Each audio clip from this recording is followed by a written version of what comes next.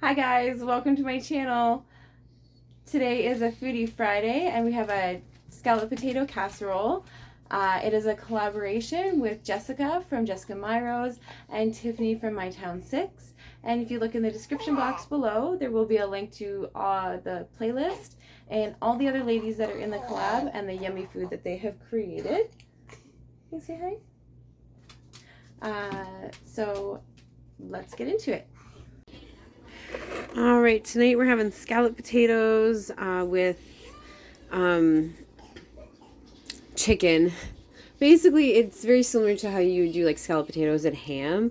I just use the lunch meat that I buy, which is like it's like a chicken loaf, or like a ham loaf. I don't know what to call it exactly, but I'll slice that up and mix it in with the potatoes and the onions. So I'm just slicing potatoes, and then I'll show you how we assemble. All right, so, excuse me. Oh, I dropped that in there by accident. I have my little casserole dish here. Here's the thing. I'm gonna go bigger, there we go. I'm just oiling all the way up this side. The bottom is the most important part to oil. Oh my goodness, I can't speak. Because you don't want your potatoes to stick. So what I'm gonna do here, just oiling on my sides. Sorry, bear with me, I'm holding my camera because I don't have a very good angle right now.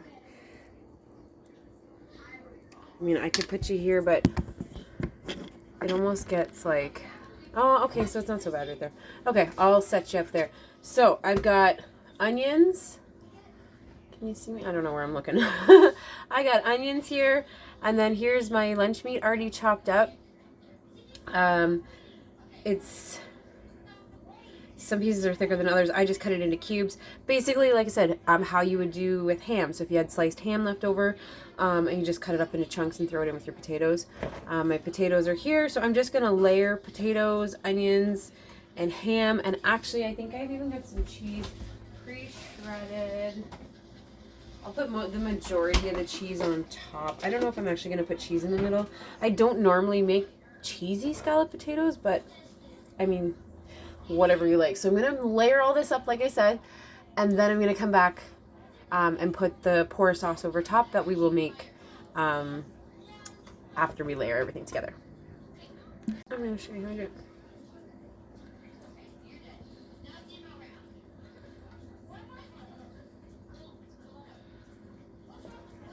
And I do have two different types of potatoes here.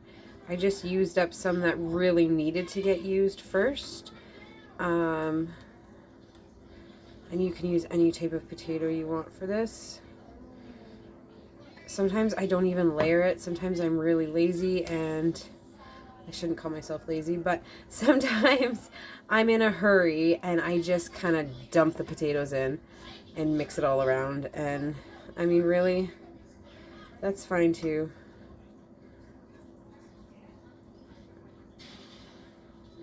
You can do this however you like. And how much and how thick you layer is totally up to you. I tend to keep one side onionless because I have some picky children who, if they know there's onions in here, will not even eat their food currently. But I also have some that they'll just pick it out. But my one son is quite particular, and I know that if he finds out there's onions in it, it just makes dinner a hassle. So it's so bizarre because I've always cooked the same ever since he was a baby. I've always made food from scratch. I've always, done the home cooked. Baby food was always, like, even the baby food pretty much was homemade. I figured, I learned early on, I'm already cooking, why not just, make a bit more for baby too. But over time their tastes change, I guess. And we are really no different. But that being said, I have a large family. Groceries are extremely expensive, and I'm not going to cater cook for pickiness. Especially when others are eating it. And I mean, some of the stuff, like, I even will not, you know, use as much anymore, even though, you know, me and my husband both absolutely love mushrooms. A lot of times I won't even put mushrooms in a meal anymore because I'm just not up for the fight. But it's not even a fight. Honestly, he doesn't even fight. It's just he will choose not to eat sometimes because he just doesn't want to go through the trouble to pick it out.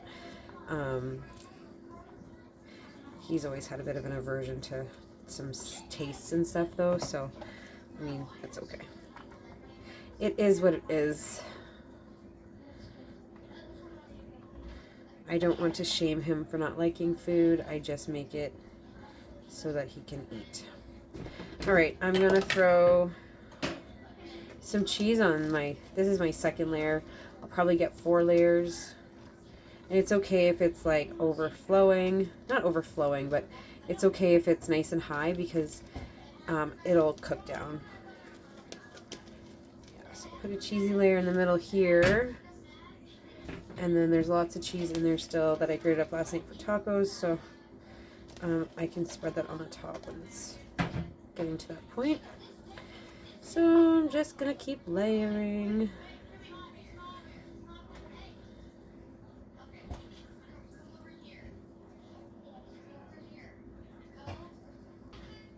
Alright, so I got all my potatoes in, and like I said, it's okay if they're sitting flush with the top of your thing because they will cook down.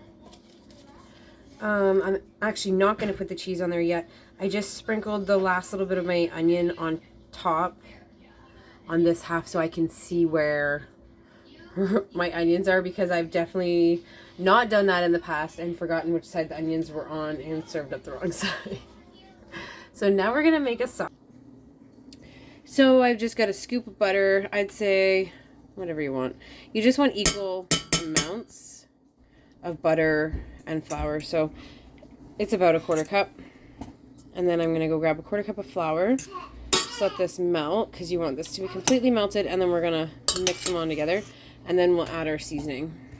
Once this melted, I added in the flour. And then I added salt, pepper, onion powder, garlic powder, and our liquid. This time I just used water, but you can use chicken stock. You can see it has thickened up nicely, and it will continue to thicken as it cooks. So now I've got my potatoes here,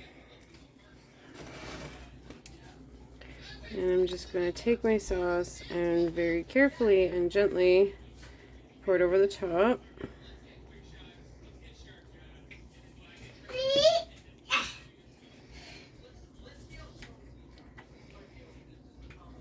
Oops, see, very carefully, like I said, so we don't go... Oh, that one went right over that corner as well. And that's why I have it sitting on a baking tray. Great, there she is, all sauced up. Now my sauce is not like coming right up out of the sides, but that's okay because it'll bubble up. And as I said, the potatoes will sink and it'll be perfect. I'm going to throw this in the oven. I'm going to wrap it in tin foil. And I'm going to let it cook. I've decided to put mine... What time is it? Oh, hold on. It's 3:39. It's 3:40. So I'm going to put mine in at 400. And let it cook for about an hour. Or like I said, until the potatoes are tender and it's nice and bubbly. And about 20 minutes before it's done, I'm going to pull it out of the oven, take the tinfoil off, and I'll cover it in cheese and stick. Oh, it is so dark in here. My light burnt out on my my oven. I hope that's good enough. It just seems so dark. My camera's not picking up. Anywho. Oh, it's probably my phone that's so dark because it's at 5% and it's gonna die. Anywho, there it is, hot out of the oven and still bubbling and boiling over here. Perfect. So I cooked it for Oh, I don't even know now. I cooked it for just over, no, I cooked it for an hour. So I cooked it for an hour and then I took the top off. And then I threw some cheese on it and shoved it back in there for about 20 minutes.